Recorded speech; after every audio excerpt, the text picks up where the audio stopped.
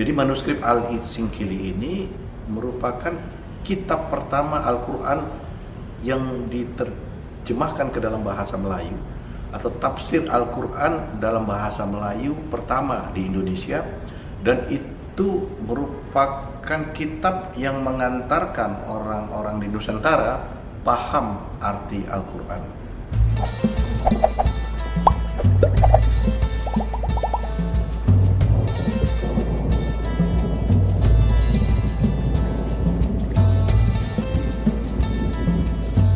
Museum Sejarah Al-Quran Sumatera Utara berdiri tahun 2019.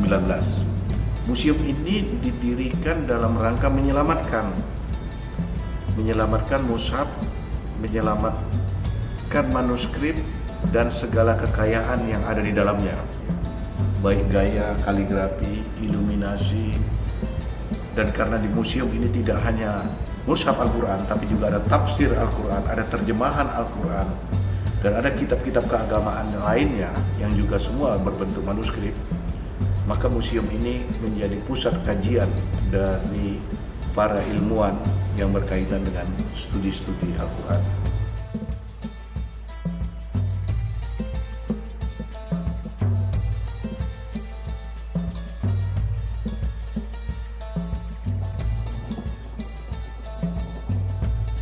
Karya-karya penting dalam museum ini memiliki koleksi manuskrip Al-Quran tertua di Indonesia.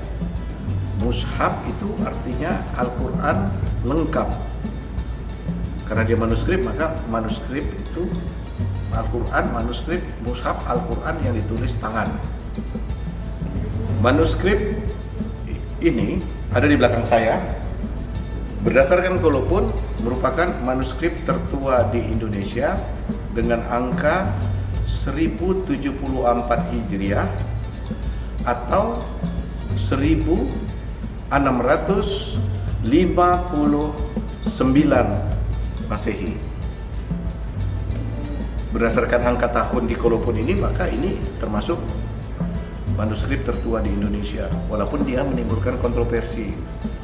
Bapak Dr. Ali Akbar, seorang ahli mushaf kuno di Jakarta yang pernah melihat manuskrip ini, mencoba melakukan pembacaan kritis dan menghubungkannya dengan jenis kertas dan bacaan-bacaan lain yang menyebabkan manuskrip ini kontroversi antara penyebutan di Kolopun dengan ciri-ciri fisik sebuah manuskrip yang tidak setua 1074 Hijriah.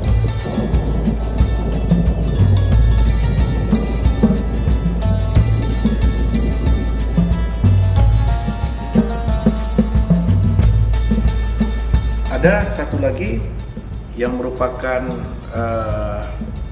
manuskrip kuno yang sangat monumental. Itu adalah kitab terjemahan pertama Al-Quran ke dalam bahasa Melayu yang ditulis oleh Abdurrauf Singkil di tahun 1600-an.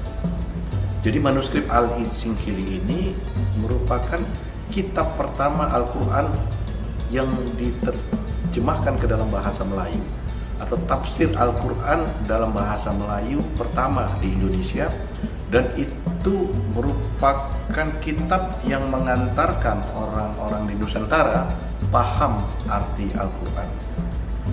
Selama 300 tahun manuskrip itu bertahan, dan sampai saat ini kami baru menemukan hanya ada satu alih aksara dari manuskrip Al-Singkili itu. Koleksi kami yang ketiga yang merupakan ikon di sini itu manuskrip Risalah Mantik karya Arsyruddin Al-Abhari, dan kitab mantik ini sejauh ini hanya ditemukan 3 di dunia. Satu di Perpustakaan Nasional Jakarta dalam keadaan hancur, satu lagi di Perpustakaan Nasional di Teheran, Iran, dan yang ketiga di Museum Sejarah Al-Quran Sumatera Utara dalam keadaan utuh dan lengkap.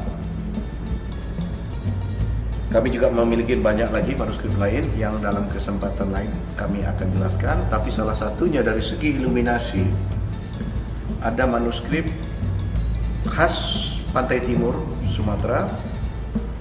Manuskrip ini uniknya tidak selesai, iluminasinya tidak selesai.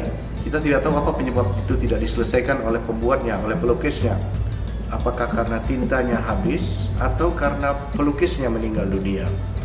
Tetapi gaya dari iluminasi itu khas Pantai Timur Sumatera yang sebarannya sampai ke Terengganu, Malaysia. Koleksi lain kami mencoba mencari tanaman-tanaman yang disebut dalam Al-Quran. Antara lain surah Al-Ihsan ayat 5 ada menyebut-nyebut kafura. Kafura itu setelah diteliti itu ternyata kata di dalam Al-Quran yang bukan berasal dari bahasa Arab tapi dari bahasa Persia. Ketika dilihat leksikon Persia, ternyata kafura itu berasal dari bahasa Melayu, artinya kapur. Kapur adalah tanaman kapur, pohon kapur, yang di dalam Al-Quran dia berfungsi sebagai tonik, tapi di dalam banyak hadis juga di samping dia berkhasiat untuk farmasi, dia juga berfungsi sebagai wangi-wangian, parfum. Kapura ini atau kapur ini dalam perjalanan sejarah sering disebut kapur barus. Maksudnya itu adalah kapur dari Bandar Barus. Tapi nama aslinya baik di Barus maupun di tempat-tempat lain di Sumatera Utara, di pantai barat Sumatera Utara, namanya adalah kapur atau pohon kapur. Pohon kapur ini menghasilkan dua jenis produk, yakni kristal kapur dan cairan kapur yang disebut ombir. Tapi kapur ini atau kapur dari barus ini tidak ada hubungannya dengan kapur barus yang ada di pasar yang dijual di minimarket. Itu tidak ada hubungannya. Itu adalah produk kimia. Yang disebut di dalam Al-Quran itu adalah kapur yang berasal dari pohon kapur. Dan museum ini mencoba meluruskan pengertian kapur dalam artian modern dengan kapur yang disebut di dalam Al-Quran, kapur yang merupakan tanaman asli endemik Sumatera Utara. Apalagi dalam penjelajahan kami baru menemukan hutan kapur yang kami klaim sebagai hutan kapur terakhir di dunia. Jejak hutan kapur terakhir di dunia yang kita temukan di daerah Pak-Pak Barat. Dan kami sejak 2016 juga pada saat museum ini diresmikan melakukan seminar dan penjelajahan mencari kapur. Sehingga museum ini mengoleksi ada bongkahan besar kapur, ada fosil kapur, ada minyak kapur, ada kristal kapur, ada daun kapur. Dan daun kapur itu kami susun waktu itu menjadi sebuah karya seni instalasi seperti yang nampak itu di belakang sana. Itu daun kapur yang kami susun menjadi karya seni instalasi dengan bacaan Iqra, dan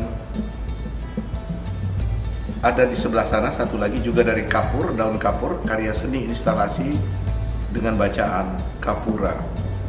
Ini merupakan simbol bagaimana kami mencoba mengumpulkan yang terserat, daun-daun yang terserat yang jatuh dari pohon kapur. Kami susun menjadi sebuah karya seni dalam upaya untuk mengungkap sejarah Islam yang terserat, yang tersebar di mana-mana, untuk dikumpulkan narasinya di dalam sebuah museum Al-Quran, museum sejarah Al-Quran Sumatera Utara.